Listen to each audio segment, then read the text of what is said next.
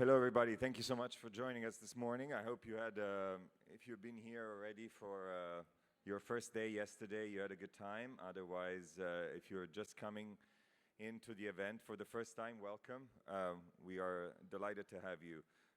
So we have an amazing esteemed panel here talking about an incredible story and a very important story for the UAE. And so without further ado, we're going to start by asking our panelists to introduce themselves. So maybe just in simple order from you, Reda. Hi, happy to be here. Reda Nidhakou, acting CEO of VentureOne. Hello, everyone. Dr. Mahir Nayfeh. I'm a Chief Product Officer at AI71. Good morning, everyone. This is Dr. Hakim Hacid. I'm the Chief Researcher of the AI Research Center in TII. Thank you so much, all of you. Hopefully we'll speak a little bit more about what the subject of today. And in fact, this is the story of AI in the UAE. This is the story of Falcon, which is and how it's been transformed into AI71 and what it's doing now. So I wanted to start with you, Dr. Hakim, and ask you. You lead the research center responsible for Falcon. So can you tell us a little bit more about how the Falcon idea came about and most importantly, why open source was important? Yeah, sure. So I think if I start telling you the full story of Falcon, we will need more than 30 minutes, right? So I will try to make it as short as we can. A huge counter here. Yeah. So the Falcon has started actually 2 years and a half back. It started at the initiation of the AI Research Center back in 2022 at TII. So the idea there, and I think one important thing to keep in mind is that at that time, there was no ChatGPT, there was no AI actually. So everybody knew that there is something interesting to do with AI, but there was not much clear idea.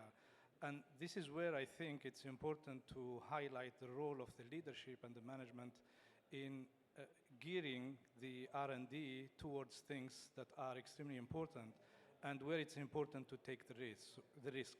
So at that time, everything started with the building of a small model actually on the Arabic language. That was the Noor. So there was the initial version around early 2022. And then by chance, we had this ChatGPT that came in, and then everybody understood that there is actually high potential there. So since then, there was a big investment that was put in place by ATRC and TII. And we have built, after that, the Falcon model. We had the first generation that was built. The execution was actually slightly difficult because we didn't have necessarily the manpower to do that. So we had to collaborate with external partners to build the initial versions. But then afterwards, we started building things internally when we built the second version of the second family of the Falcon language models. We started working on text. We also integrated images. And now we have a few things that will be coming soon, hopefully, where we provide the much powerful models. We open sourced the models as a strategic positioning of what we are doing, mainly because we believe that AI should be done in a community. So we need to get everybody working on AI. There are a lot of challenges. There are a lot of ideas first around the world, but to implement these things on the ground, you need a lot of tools and a lot of resources. So the open source part was actually to provide the community with some contributions so that everybody can help to build this AI. Thank you, Dr. Hakim. I think this was also highlighted by His Excellency Faisal, the importance of open source and also strategically how it, philosophically almost, how AI should be accessible to all nations. It's such a fundamental tool. But still on Falcon, what makes Falcon perform and stand out from the competition, in your view? Well, you have different ingredients, actually, that help Falcon to stand with the competition. So the first thing to have in mind is that whenever we have released Falcon, any version of the Falcon, it had always outperformed all the open source models that are in the market. That's an important thing. And what makes it actually performing well is mainly on two parameters. So you have the data.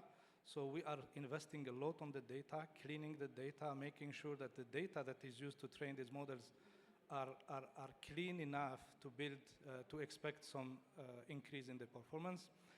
On the architecture side, I believe most of the models are using almost the same kind of architectures. We are using transformers, sometimes decoders only, decoder encoder, so on and so forth.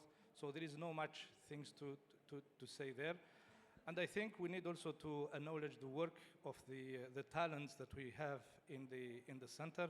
So we have brilliant people who are working hard to make the right combinations of different parameters to make sure that these models are performing and competing with what we have in the market. Thank you so much, Hakim. And if you are not familiar with ATRC, ATRC is composed of different entities, and the purpose of ATRC is to create this bridge between applied research and real-world solution. And VentureOne is really the point in this process where the real-world solutions are developed. And so I wanted to move on to Reda to think about Falcon and how Falcon is now also the research that Dr. Hakim has talked about has now moved into the realm of real-world solutions that are making a real difference. So Reda, can you tell us a little bit more about the journey and how we moved from the open source Falcon models to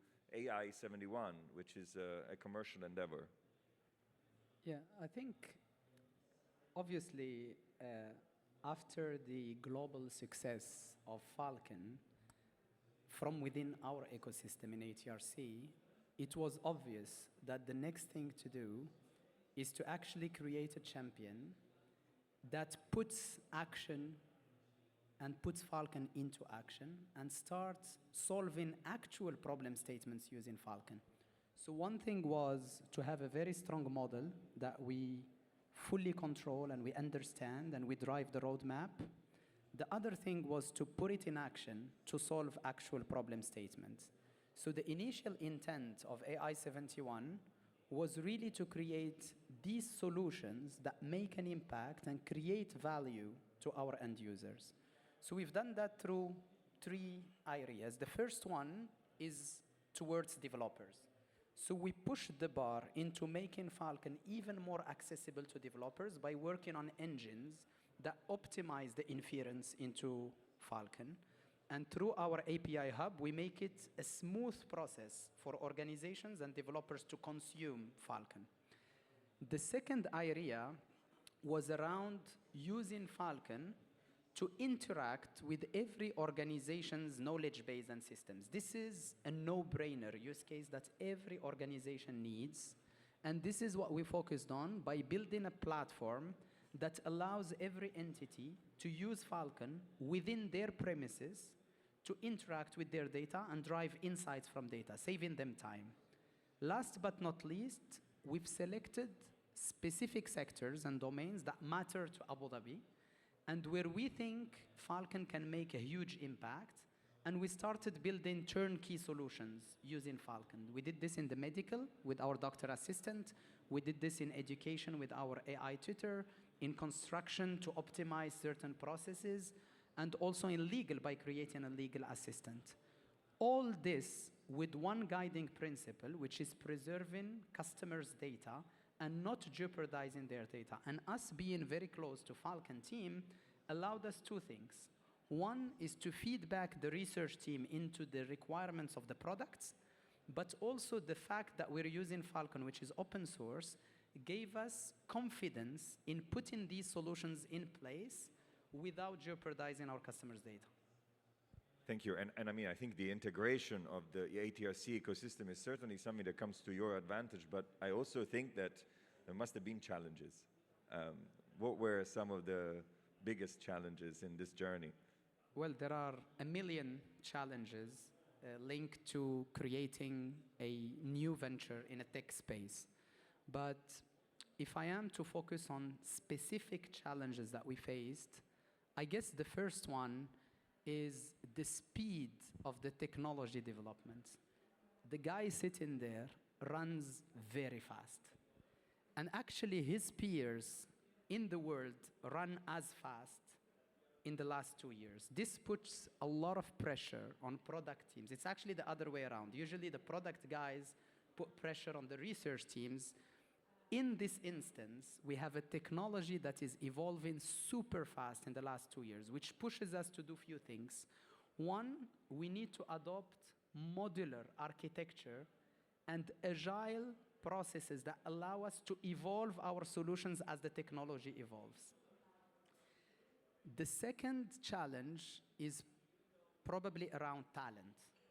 I think in the last year or so, I've been trying to hire AI talent into AI71. It is not a walk in the park to find the right talent that actually can move the needle.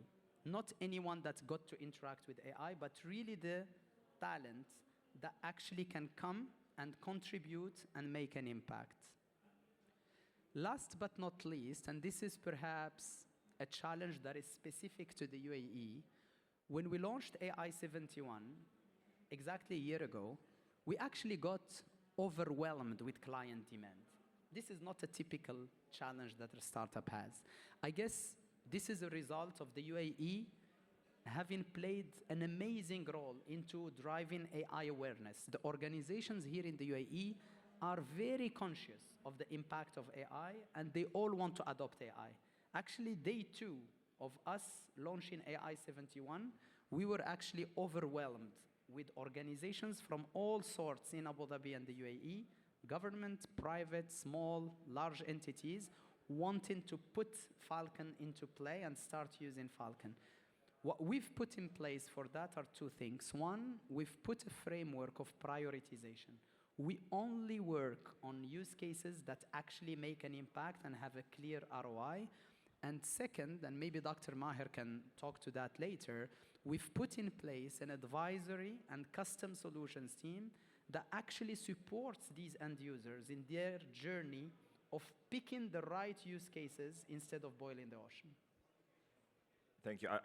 For me, it's really hard to wrap my head around the fact that this has been 1 year. And you know, Dr. Zina was talking earlier that ATRC has been in existence for 4 years. It's just unbelievable, the speed of progress. And so just one last question for you is, so what is the, if that's what you accomplished in a year, what is the vision for AI71 now? See, I think ultimately, what we want to do in AI71 is to make impact. We really want to use the intelligence of Falcon and make impact, positive, great impact in domains that matter. We want to give more access to medical care. We want to facilitate personalized education. We want to empower farmers with the tools they need to make the right decisions. We want to make justice more accessible, faster to access. These are areas where we want to move the needle. We don't want, there will be thousands of tools, AI tools out there that solve small problems. We want to be the AI champion that moves the needle in sectors that matter while preserving our end users' sovereignty and data autonomy and so on. Thank you, Reda. And I mean, I think the achievements already so far are pointing definitely in the right direction. You mentioned something very interesting, which is the speed at which the research is going, and not only in the UAE, but globally is incredible. So obviously there is speed of development also of other startups and competition. So I wanted to ask Dr. Mahir a question about that, and so tell us a little bit more about how is AI71 stacking up and comparing with its competition and with other global players in this field? So I think as everybody's highlighted, it has been a challenge. I think there are multiple facets to it. I mean, as you know, one of the things is also as in a startup mindset is one is the recruiting and building the teams and the engineering that's required to actually deliver solutions. And so we've been focused very heavily on that recently, just to kind of help us scale up.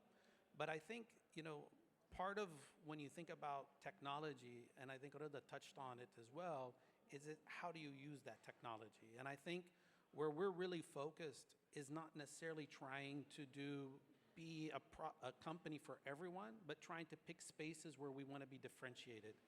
And I think that's also why, it was very focused on also having almost like a boutique advisory company within. And I think the idea really is that, when you look at a solution, for it to really deliver impact, needs to be something that actually changes the way that you work. And I think this is really where, the last mile is very important. So when we're trying to create our solutions, we're really doing them almost in a co-creation fashion with our clients. And that then helps us take those insights and really understanding what are the problems that I really need to solve versus more of a generic tool, a la like a co-pilot or something that is just very simple that people use, but maybe not necessarily something that's going to really change how you work. And so that piece for us is really important. The third piece also is, and I think Reda touched on it and Dr. Hakim touched on it as well, we're really focused on building the right components. So we're really thinking about scalability in the sense of how we integrate technologies in different nuggets. Some things we can get from the TII and the Falcon team, but there are also capabilities that are out there as well. So we're really looking for best of breed, but in the same way, we're also looking to be part of the broader developer community. So we want to establish an API hub where the same tools that we use to build our products, we also expose it back to the community so others can also use, maybe improve on, but also just to kind of help democratize the capability, because there's a lot to be done and there's a lot of opportunity, and we want to be seen as part of that's enabling globally as well as what we're trying to do locally. And this loops back in very neatly also into the conversation we were having earlier about open source. And so I'm sort of thinking, you're working on this based on an open source model. So how does this open source model reflect on your clients' expectations? What opportunities is it creating for your clients? So look, I think the one super important thing that people really think about when they think of the open source is a lot of organizations are still very hesitant to expose their data and access things. And so we've had a lot of discussions, both public sector and private sector, about wanting to have that capability on-prem, right? And so that is actually something that's really facilitated that. I think also, Hakim and the team have worked so hard in building these models like the Falcon 7B that can actually run on one GPU. So even from a cost footprint, it's not a huge barrier to entry. So I think, as we're looking at these tools and what's being out there, the open source gives you multiple facets. One, it's to the broader community, so you get a lot of feedback. It improves very quickly. Two, it makes it very accessible. And then three, it also helps us a great deal when we start talking to clients about very custom solutions that they want, where they want to protect their IP, their data, or other reasons that they have. Thank you, Dr. Mahir. And I wanted to bring the conversation back to Dr. Hakim. And right now, what is next for Falcon? What can we expect? Yes, actually, we are working on different things, right? So you have different facets that we are paying attention to. The first one probably on the model itself. So we are working on making the model more performant. That's very important. Getting, I would say, higher intelligence is important. I'm not getting into the discussion of the AGI and these kind of things, but having better performance, reaching to a point where these models will solve complex problems is an important reference point for us. We are handling, for example, things related to multimodality. So these models should be capable of consuming text, image, video, sound, whatever we could think about, and be able to reason on that. So adding this reasoning capability is one important aspect that we are paying attention to. So this is from the model perspective. Then we have from the consumption of these models, we are working a lot on making these models smaller to be able to be used and usable by the end users. I think everybody understands today that to consume and run these models, you need a huge number of GPUs, and I think Mahir mentioned that. We need actually to lower the entry barrier for these kind of models. We're spending a lot of energy on that. And then we have a third aspect that is more into the adoption of these models. We talk a lot about AI nowadays, but we are actually so far solving very simple problems. We're pushing into how to get Falcon more adapted into real situations where we will be solving real problems. Thank you, Dr. Hakim. And I mean, I'm thinking also in light of what you just said, and in light of the vision that you laid out for AI71, I wanted to ask Dr. Mahir also, what do you think is next for AI71 now? So I think for us, we've been around for a year, but I think now we feel like the exponential takeoff is about to happen. And I think we're really excited about the products that we're working on, about the API hub and the tools that we're going to, provide back, gift back to the broader community. So I think we're really hoping to see, essentially the step change in now taking a lot of these concepts and early day products actually and deploying them into our clients and working with, both public and private sector clients and essentially how we can help solve their problems. So, I think for us, the real measure that's going to come back is can we really show that we've made a difference and really changed how people function. As Reda said, we've been trying to pick around topics that we think are really important to the UAE, but also things that, would have legs that could eventually move globally. For us, we really want to be seen more, not just as a local company, but somebody that can actually have an impact at the global scale, building on also the success of Falcon and the reputation there. So for us, those are, I think, kind of hopefully what we're going to be trying to achieve in the next year. Thank you, and I think this applies also to ATRC as a whole. I mean, the integration of the ATRC ecosystem, I think it's behind the speed and the incredible progress that companies like AI71 have made, but also in general, I think it's really the secret behind a lot of this incredible progress. And so it's on this note that I wanted to ask Reda maybe a final question. What is next for VentureOne, and maybe thinking also of AI71 as a leading light, and what can Falcon do more for AI for VentureOne? I think other than the domains that I've mentioned before, where I think we're not done yet, we still need to push the bar to make real impact in these domains and start measuring these impacts. There are two other domains that I'm personally very excited about, and that's where AI can play a key role. The first one is cybersecurity.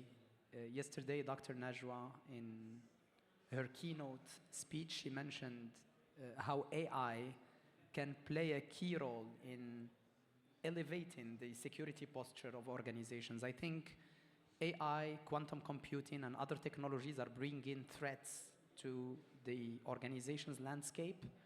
AI can play a role back into actually securing the systems, whether it's threat identification, mitigations, incident response, and other activities around cybersecurity. So this is a domain where VentureOne is looking at.